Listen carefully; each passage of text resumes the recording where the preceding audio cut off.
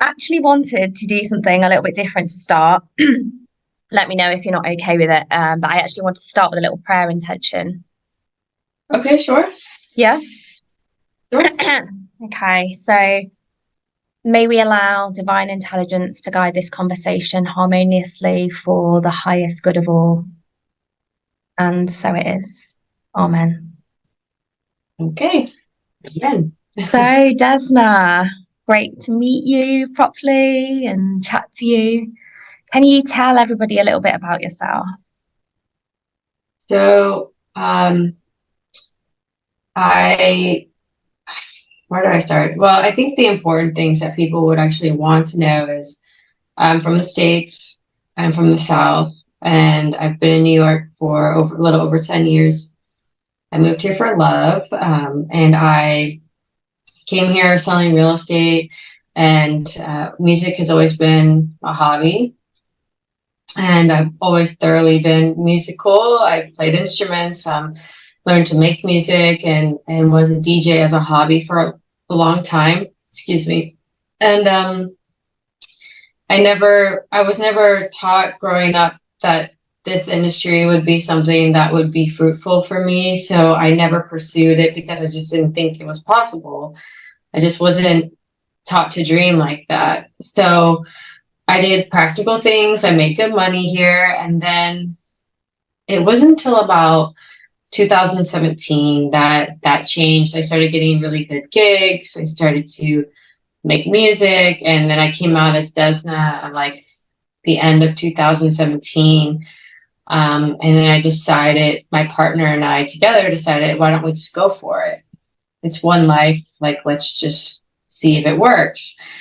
So I was just kind of like hitting the pavement, hustling, and I was doing well. Actually, right before the pandemic, I would say things were starting to shape and take off. But when the pandemic hit, is when obviously everyone's lives were changed. And so I'm just sitting in my studio every day, and we're all quarantined. And I had gotten also like my meditation and spiritual life were separate from the music I was doing, and I've always loved electronic music, and I particularly love techno. And I started getting conflicted though. I was just like, is this what is this like? Am I adding value in any way to the world or myself? And I want to tread lightly when I make statements because it's just based on my experience. Like I've had some of the most beautiful experiences in nightclubs and at performances, but there's a dark side of this too.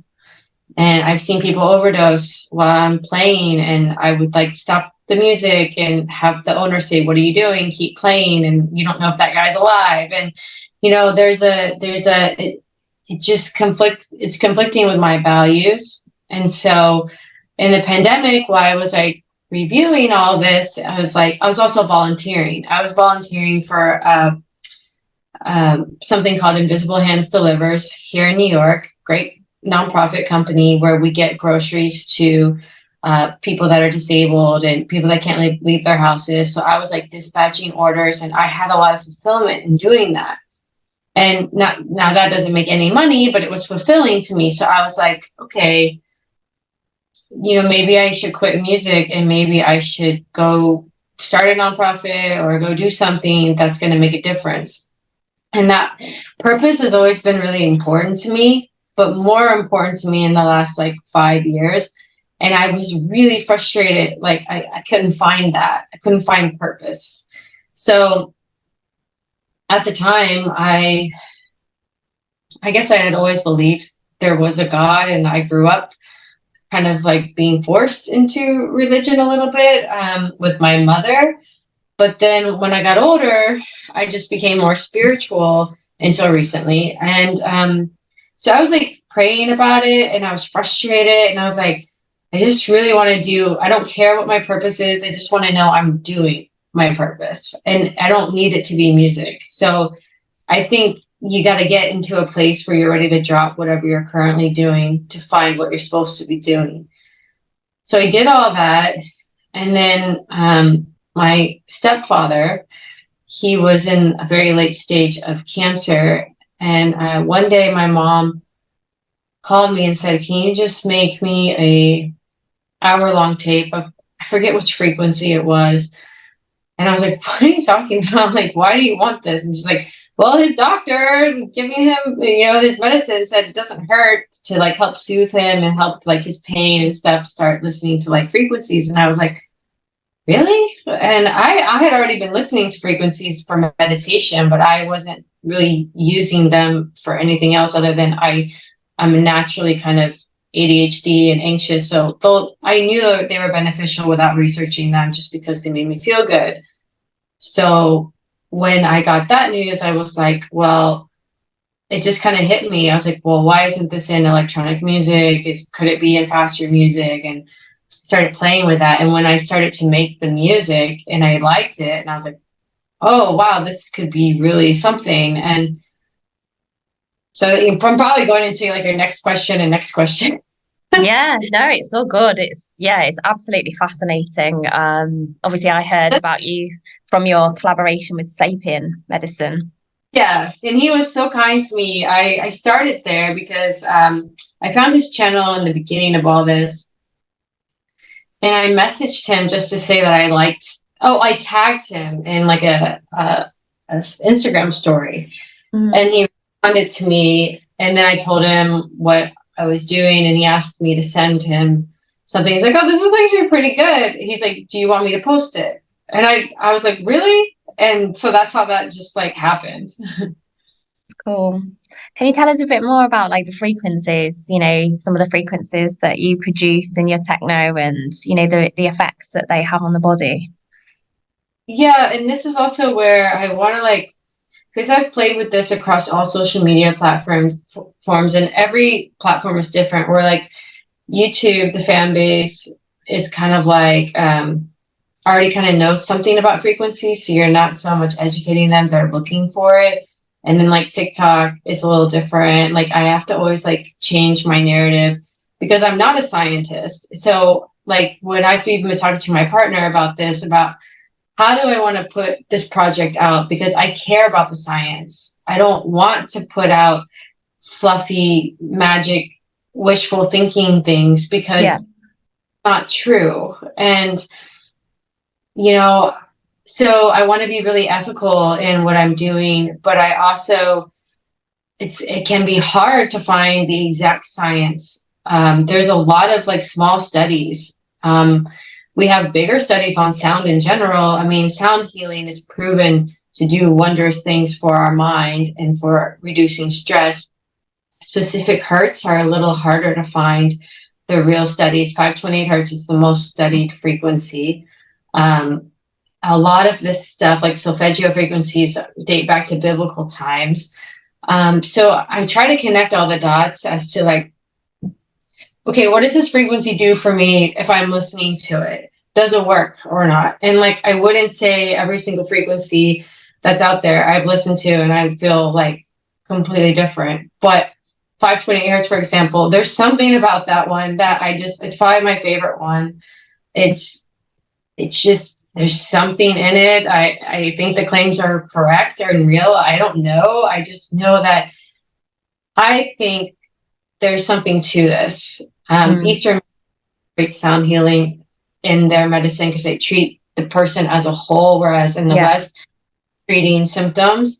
So, and Harvard's come out with like some really cool studies on sound in general has been proven to help Alzheimer's and help sick patients. Like classical music has been proven. I do think bigger studies are going to be done on this particular thing with the frequencies because more and more literature is starting to come out. Like I said, there's a lot of small studies. There's a lot of fun articles like Forbes and stuff. I wouldn't say is credible, but it's at least getting attention. So I'm on top of it. I really want to understand for myself too, because I care about what it can really do for us. And what I think most of these frequencies are doing, like the things that get tricky is the whole like cellular level stuff. Like I don't know that we can prove what it really does to our cells. But really what it does to our brain is easier. It's easier to know that specific tones can help raise serotonin and dopamine levels and reduce stress and anxiety across the board. I think that that's a safe statement to say. As far as other things it does, like the whole like find your tribe and connect you to people, like I don't know that that's possible. Yeah. So that's really, I'm doing it because they work for me. They make me feel good. I really only work with the ones that I think make me feel good. I don't need to work with every single frequency out there. But you know, you get a lot of you, and that's where it's conflicting because there's a lot of people out there that think this stuff is magic, and it's hard because like I don't even want to respond because this is just another tool that we can use as therapy to help as a whole. But I wouldn't just only use frequency to heal myself. If I'm like have knee surgery, I'm gonna take pain medicine. You know, like of course, yeah. People can take things and get really extreme about them. So that's also, you know, like there's an ethical side to this where it's not magic, guys. Yeah. It's not, no Hertz is going to bring you when you make you win the lottery. Yeah, no, I completely agree. Completely agree. Better and higher, you do attract better. So there's a little truth. It's like this much truth in what people are, but it's not that grandiose thing. And that's where I get frustrated when I see other things. Oh, this is so stupid. Makes sense. It makes sense. And if you've got more serotonin, more dopamine, you're going to naturally feel better in your body, which will probably lead to more healing. So yeah. That's what Eastern medicine does with all kinds of different therapies like Tai Chi and sound healing and stuff. We're treating, and I'm working with a really amazing acupuncturist right now. And the benefits I'm getting from the acupuncture mixed with the sound healing and meditation and all the things I do for myself are, you know, helping me in so many ways, but I wouldn't subtract one of those. Absolutely. Absolutely. How have you found the reception from the techno scene? They like the music, but I don't know. There's only been a few comments. So I get this poll through the PR company I work with. They send it out to like all the DJs. So I get to see who's listened and who comments. Yeah, you want to download the track. And I've only had like 2 comments on the fact that they've connected the dots that it's with healing frequencies. And I put the whole like proposal in there, what it is. But I think most of my peers are just listening to the music, seeing if they like it or if it would fit in their sets. There's a few other artists doing this. There's a guy, Major. He's one of Justin Bieber's friends and producers. I just realized that he, like a few months ago, he's doing this in the pop world. And I think that's really cool. So I hit him up, told him what I was doing. And now like we're following each other. And so there's a fun community of people that are like starting to do this. Anna's another techno artist. She just came out with an ambient album. So she's not really doing it in the faster music. Maybe she will soon. I love that it's starting to go in this direction because, I mean, why would so many people be into it if it's not obviously like a higher vibe feeling? Yeah, exactly. Same for me. I just wouldn't mess with it if I was just like, I don't get it. if I was, no matter what the claim was, and it didn't feel different, I wouldn't do it. You have to believe in what you're doing. Exactly. And you can feel that vibe on the dance floor, I'm sure. You know, people can feel that. But you were at Bicep the other day. I love Bicep. Yes, I love Bicep. Yeah, big techno fan myself. Yeah, and it does bring you to a higher place, and even whether they're working with higher frequencies or not, I think music does have that component for us. So I'm just trying to do it on a more like raw conscious level and put together my own show similar to like what Bicep's doing, but with the frequencies. That's when I'll know. Once I have the whole show done, which I plan to finish it this year, when you come to a show and you're not just listening to one track and you can go 90 minutes to 2 hours with frequencies and you leave with your body like vibrating and like doing like cool, weird things, that's how we'll all know if this works. Yeah, exactly.